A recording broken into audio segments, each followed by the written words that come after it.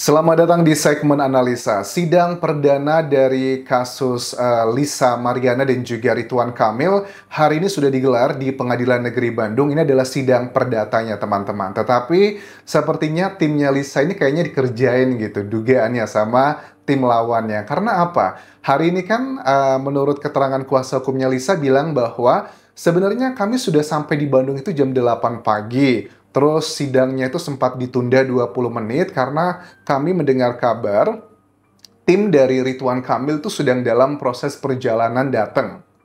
Tetapi ternyata mereka nggak datang. Akhirnya sidangnya ditunda lagi. Apakah ini sebuah strategi dari tim lawan ataukah memang beneran ada kendala teknis? Kita akan bahas di sini strategi apa yang dipakai yang menurut aku ini sudah mulai permainan-permainan dimunculkan di sini. Majelis hakim sempat menunda persidangan tersebut kurang lebih 20 menit karena ada informasi bahwa pihak tergugat akan hadir.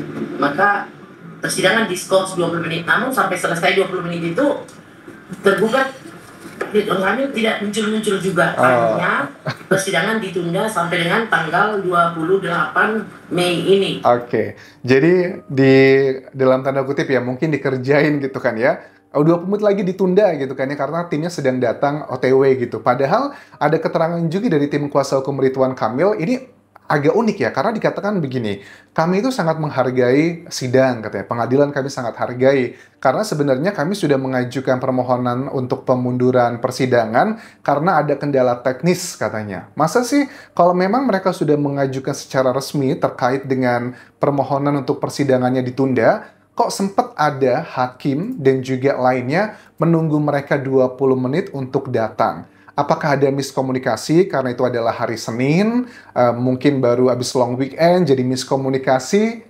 Apakah strategi? Memang strategi untuk mencapai apa sih? Sudah menyampaikan sebetulnya surat pengunduran jadwal persidangan ke Pengadilan Negeri Bandung. Apa alasannya? Semata-mata teknis. Semata-mata teknis dan administratif terkait dengan tim kuasa hukum. Katanya alasannya masalah teknis terkait dengan administratif dari kuasa hukum. Apa administratifnya? Apakah mungkin kuasa hukumnya lagi ada perjanjian atau janji meeting dengan klien yang lain atau seperti apa? Kalau masyarakat sih sebagian menduga bahwa ini adalah strategi dari timnya Ridwan Kamil ya untuk mengundur-mundur sidang ini agar proses pelaporannya buat Lisa Mariana itu naik dan Lisa menjadi tersangka. Karena kesannya gini ya, karena kan kita tahu dari pihak lawan yang dulu temannya Lisa kan sempat memberikan kayak kode-kode ke netizen, ke masyarakat bahwa bahkan sujud gitu. Bentar lagi ada yang sudah menjadi tersangka begitu. Apakah maksudnya Lisa ini akan menjadi tersangka atau bahkan sudah menjadi tersangka? Waktu ditanya terkait dengan isu ini, kuasa hukumnya Lisa dan juga Lisa mengatakan bahwa mana kalau saya sudah jadi tersangka, kok saya tidak ada surat panggilan dari Bareskrim? Bahkan kami katanya sudah mengecek langsung ke Mabes Polri. Apakah benar klien kami itu sudah menjadi tersangka atau tidak? Terus juga dari kuasa hukumnya bilang berkali-kali bahwa kami itu sangat siap loh untuk melakukan tes DNA ini bersama anaknya. Kami sudah mengajukan pelindungan ke sejumlah lembaga hukum untuk melakukan hal tersebut agar segera selesai ini dramanya. Karena kalau sudah ada ketahuan hasil dari tes DNA tersebut, kami sudah siap kok dengan konsekuensinya masing-masing. Konsekuensi masing-masing apa maksudnya? Maksudnya gini teman-teman, kalau seandainya konsekuensinya untuk Lisa Mariana kalau dia berbohong, ternyata putrinya bukanlah miliknya Ridwan Kamil, dia akan terkena konsekuensi pidana. Begitupun sebaliknya, kalau dari Ridwan Kamil ternyata secara DNA terbukti dia adalah bapak biologisnya, Lisa Mariana akan mendapatkan keuntungan secara perdata alias duit. Karena memang potensi yang bisa diajukan oleh Lisa ini nggak bisa pidana, bisanya hanya perdata. Kalau pidana kan artinya ada pemaksaan, kejadian seperti itunya. Tapi kalau untuk perdata, ya hanya bisa dibuktikan dengan ya terkait dengan data DNA tersebut. Nah, apabila benar tes DNA ini sudah keluar termasuk Pak Ridwan Kamil, tentu permasalahan ini akan jelas clear dan terang untuk menerima konsekuensi hukumnya masing-masing. Ya, kurang lebih begitu. Nah, konsekuensi hukumnya masing-masing. Terus aku coba cek ya wawancaranya Lisa di banyak media. Dia kan kesannya memberikan kayak pesan ke netizen bahwa siap-siap aja, saya punya kejutan-kejutan, fakta-fakta, bukti-bukti yang tidak bisa saya publikasikan sekarang, kayak bisa menjadi konsumsi media. Cuman aku takutnya kayak statementnya Lisa di beberapa statementnya di wawancara yang lalu, kayaknya kan dia pernah ngomong ya, waktu di acara Trans TV atau Trans 7 bahwa kamu punya bukti-buktinya apa katanya. Kan dia bilang, saya punya bukti-buktinya dulu waktu di aplikasi tertentu, itu dia mengirimnya lewat sana. Kemudian, terus udah kamu simpan rekamannya. Iya, ada rekamannya. Di mana? Rekamannya semua berada di dalam otak saya. Ya, ini kan ngebuat kita kok gitu gitu. Nah, terus dari kuasa hukum Ridwan Kamil, aku dengarkan wawancaranya, dia sih sepertinya tidak mau memberikan kesempatan, bukan tidak mau, mungkin ingin menyampaikan bahwa Ridwan Kamil tuh nggak mau ketemu sama Lisa di persidangan. Makanya dia berusaha mengulur-ulur waktu dan dugaannya adalah biar Lisa jadi tersangka dulu. Kalau memang sidang perdatanya terus berjalan ya biar kuasa hukumnya aja yang melaksanakannya. Terus di sini juga dikatakan begini bahwa dalam sidang perdata itu prinsipalnya atau orang yang tergugatnya tidak harus hadir. Ini diatur dalam undang-undang.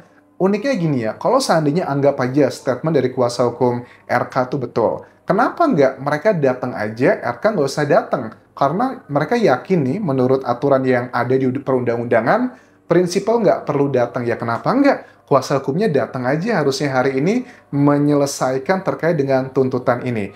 Cuma di bagian perdata nanti ada bagian juga yang namanya kayak mediasi, teman-teman. Mediasi ini adalah bagian untuk perdamaian. Udah, nggak usah dilanjutin. Kita selesaikan baik-baik aja. Misal dari pihak Lisa meminta sejumlah uang sekian gitu. Dan dari pihak lawannya mengatakan oke, setuju, ya udah kelarnya nggak dilanjut, sidangnya kelar dan tidak dilanjutkan. Tetapi kalau mediasinya gagal, tidak menemui titik terang, ya sudah, suka tidak suka, nanti akan menuju ke proses berikutnya. Lisa akan menjabarkan bukti-bukti yang sudah disimpan, disiapkan oleh mereka, dan salah satunya menurut aku bukti yang tidak terbantahkan akan muncul adalah perintah dari pengadilan untuk melakukan tes DNA untuk putrinya Lisa dan juga dari Ridwan Kamilnya. Dari situ nanti akan muncul nih sidang berikutnya, apakah betul atau tidak. Seperti keterangan dari Hotman Paris kan bilang ya bahwa untuk proses perdata ini bisa makan waktu bisa sampai 4 tahun gitu loh.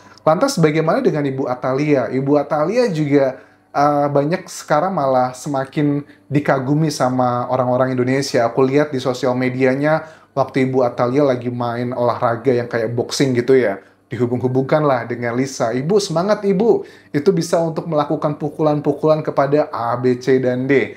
Dari Ibu Atta memang kelihatan banget, dia tahu dia sedang menjadi perhatian nasional masyarakat Indonesia. Dia berusaha mengekspos adalah kegiatan-kegiatan pekerjaannya. Karena kan beliau juga merupakan anggota DPR. Sementara kalau dari timnya Ridwan Kamil di sosial medianya, tidak banyak kegiatan, tidak ada postingan terbaru, tapi justru adalah yang terakhir postingannya terkait dengan klarifikasi plus juga dengan sosial medianya yang menurutnya sempat dihack oleh orang yang tidak bertanggung jawab. Tetapi Ridwan Kamil juga sedang menghadapi kasus hukum lainnya dengan dugaan korupsi yang ada di Bank BJB kan ya, yang berapa ratus miliar rupiah tersebut. Bahkan ada kabar dugaan motor gedenya juga salah satu barang yang disita oleh KPK. Jadi ada kasus hukum yang sedang menjerat Ridwan Kamil, tetapi sepertinya dia cukup ini ya, cukup licin ya, kayaknya nggak kena-kena gitu. Apalagi juga setelah KDM, Gubernur Jawa Barat yang sekarang, memberikan statement-statement terkait dengan kepemimpinan sebelumnya yang ada dugaan, kenapa sih kok bangun yang seperti ini, uangnya disia-siakan, A, B, C, dan D. Dan kita lihat nanti kendala dari kuasa hukum Ridwan Kamil ini apakah beneran ataukah hanya sekedar strategi mereka untuk mengulur-ulur waktu agar Lisa Mariana ditetapkan sebagai tersangka. Karena potensi Lisa menjadi tersangka cukup tinggi sih. Ada 2 alat bukti kan ya syaratnya untuk menetapkan dia sebagai tersangka.